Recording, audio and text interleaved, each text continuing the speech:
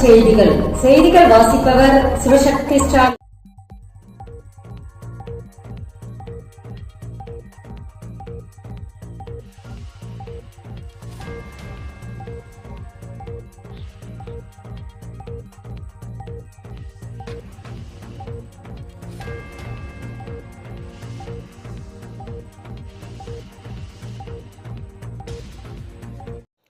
MBBS BDS படிப்புக்கு விண்ணப்பிக்கலாம்.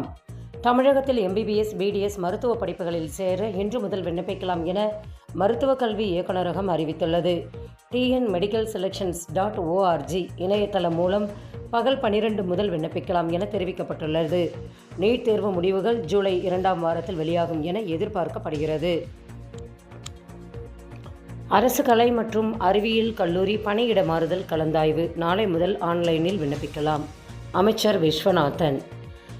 அரசு கலை மற்றும் அறிவியல் கல்லூரிகளில் உயர்கல்வித்துறையின் கீழ் உள்ள அரசு கலை மற்றும் அறிவியல் கல்லூரிகளில் கல்வியியல் கல்லூரிகளில் பணிபுரியும் ஆசிரியர்கள் நலன் கருதி 2026-27ஆம் ஆண்டு பணியிட மாறுதலுக்கான பொது கலந்தாய்வு இணைய வழியில் வரும் 30ஆம் தேதி முதல் 7ஆம் தேதி வரை விண்ணப்பிக்கலாம் என உயர்கல்வித்துறை அமைச்சர் விஸ்வநாதன் தெரிவித்துள்ளார். மும்மொழி கொள்கை தளர்வு அறிவித்த CBSE.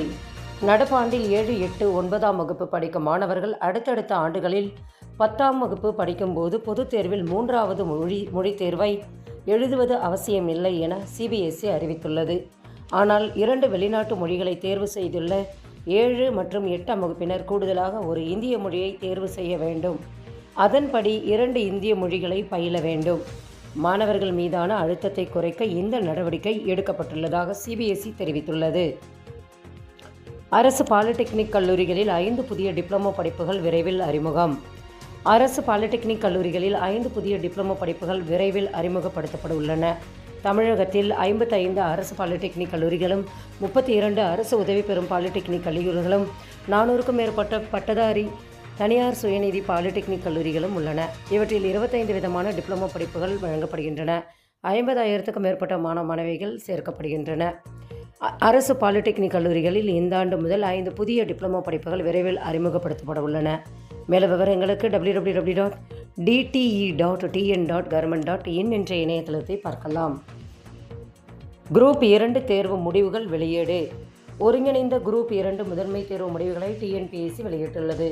பிப்ரவரி 22 மற்றும் மார்ச் 15ஆம் தேதிகளில் நடைபெற்ற தேர்வு முடிவுகள் இணையதளத்தில் வெளியாகி உள்ளன. தேர்வு முடிவுகளை தேர்வர்கள் www.tnpsc.government.in என்ற லிங்கில் தெரிந்து கொள்ளலாம். செய்திகள் நிறைவடைந்தன. வணக்கம்.